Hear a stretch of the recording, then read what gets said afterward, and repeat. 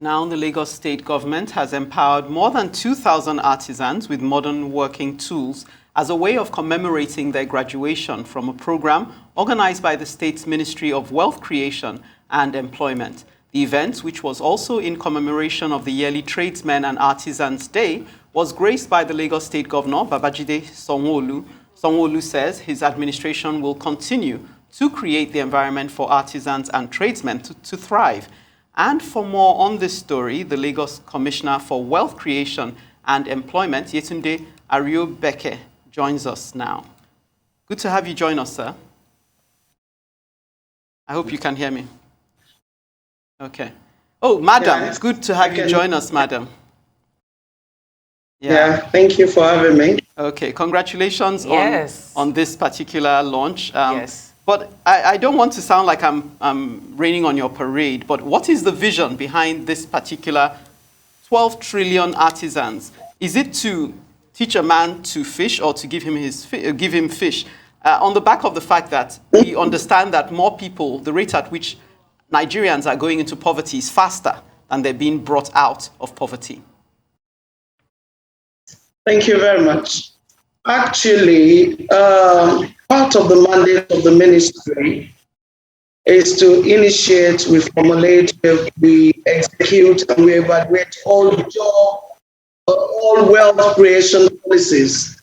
And part of it is that there is need for us to enhance our artisans, and we do this on a yearly basis.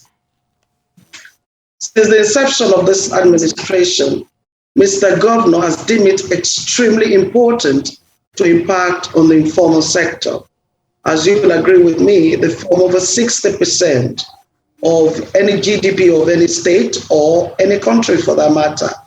So he doesn't joke with issues of artisans because they are the drivers, like you heard him say. They are the drivers of any given economy. Now, this time around, since inception, we've been upskilling artisans to, really mark their week. We've been upskilling them. But this time around, Mr. Governor said, I think we need to go a bit further. Further in the sense that most times when they are trained on some tools, they still go back to the obsolete tools, for a continued operation. So Mr. Governor said no to all the tools that they are trained on. We should make sure we equip them with all the tools. So we got in partnership with Bosch. And as you know, Bosch are makers of professional tools. They do not make rudimentary tools.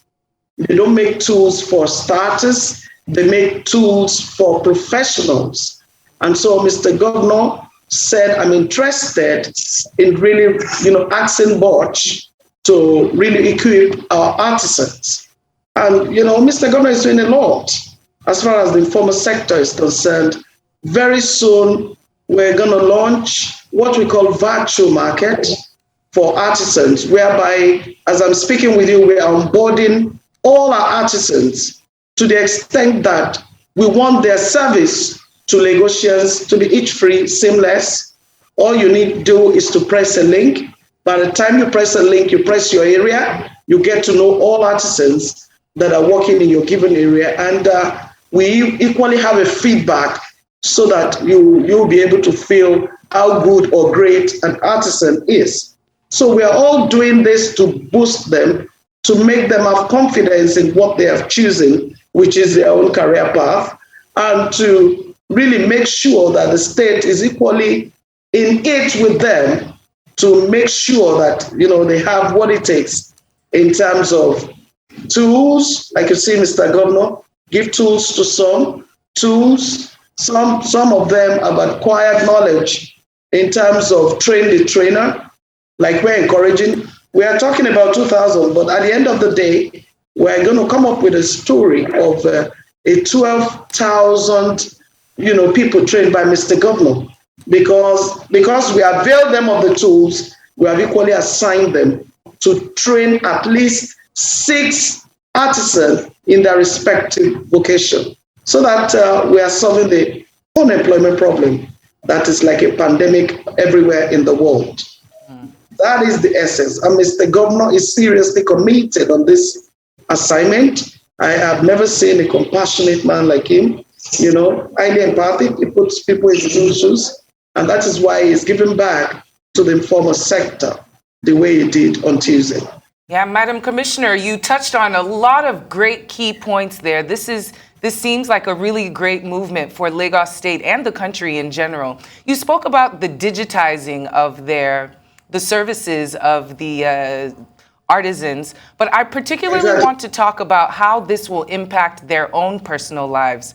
Just expound on how this could make the lives of the artisans just a little bit easier with more advanced tools and digitizing, and also the role of the women artisans as well. I'm sure they represent a smaller population, but women in our society are quite the backbone. So I just wanted to know if you had any incentives for them as well.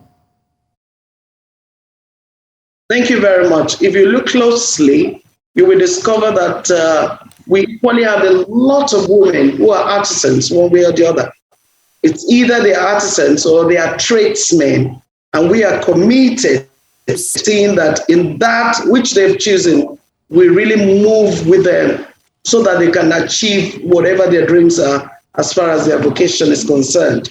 Now, you were talking about the digitalization effort. The digitalization is to make service seamless to them, that at the end of the day, they can sit in their respective offices and get a call. We need a service in a place, because all their details are already uploaded in a portal that gives access to Lagosians, seamless access to Lagosians too, looking for, I need a plumber. All you just need is to press plumbing and to press your area, and you will see a lot of people.